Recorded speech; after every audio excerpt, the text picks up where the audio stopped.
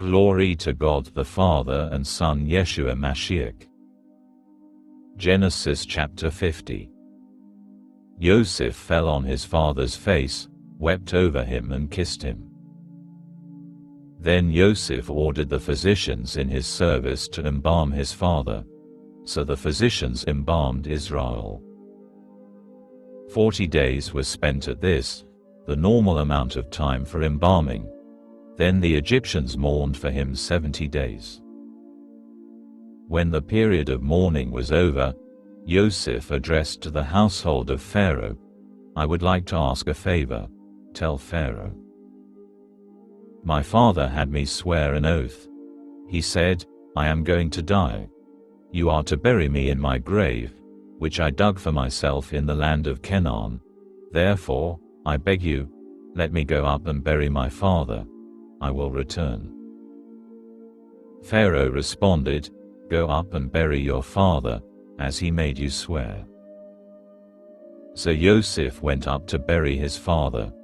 With him went all Pharaoh's servants, the leaders of his household and the leaders of the land of Egypt. Along with the entire household of Yosef, his brothers and his father's household, only their little ones, their flocks and their cattle did they leave in the land of Goshen. Moreover, there went up with him both chariots and horsemen. It was a very large caravan.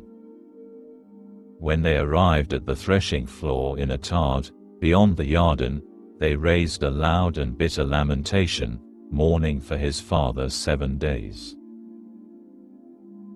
When the local inhabitants, the Kenani, saw the mourning on the floor of Atad, they said, "How bitterly the Egyptians are mourning."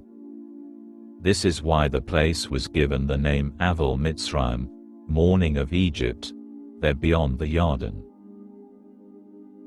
His sons did to him as he had ordered them to do.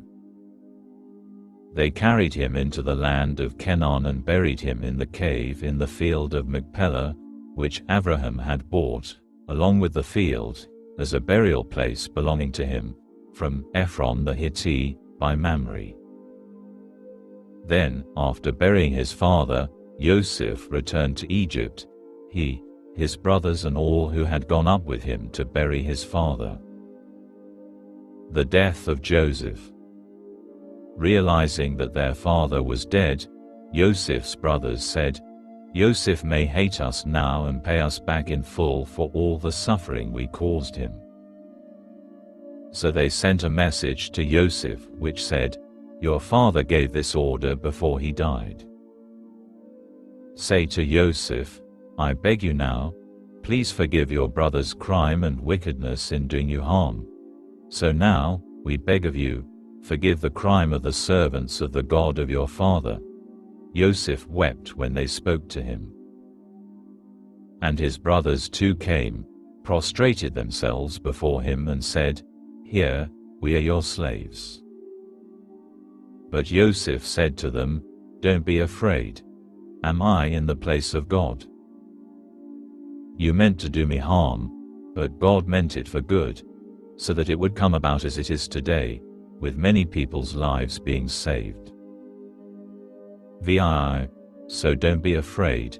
I will provide for you and your little ones." In this way he comforted them, speaking kindly to them. Yosef continued living in Egypt, he and his father's household. Yosef lived 110 years. Maftir, Yosef lived to see Ephraim's great-grandchildren, and the children of Manasseh's son Machir were born on Yosef's knees. Yosef said to his brothers, "I am dying. But God will surely remember you and bring you up out of this land to the land which he swore to Abraham, Yitzchak and Yaakov." Then Yosef took an oath from the sons of Israel, "God will surely remember you, and you are to carry my bones up from here." So Yosef died at the age of 110, and they embalmed him and put him in a coffin in Egypt. Haftarah Vayechi. Malachim Aleph, 1 Kings, chapter 2 verse 1 to 12. Birat Hadashar suggested readings for Parashah Vayechi. Acts chapter 7 verses 9 to 16, specifically verses 15 to 16, Messianic Jews. Hebrews chapter 11 verse 21 to 22. 1 Kepha, 1 Peter chapter 1 verses 3 to 9. Chapter 2 verses 11 to 17. Hazak, Vinatachajek. Be strong, and let us be strengthened.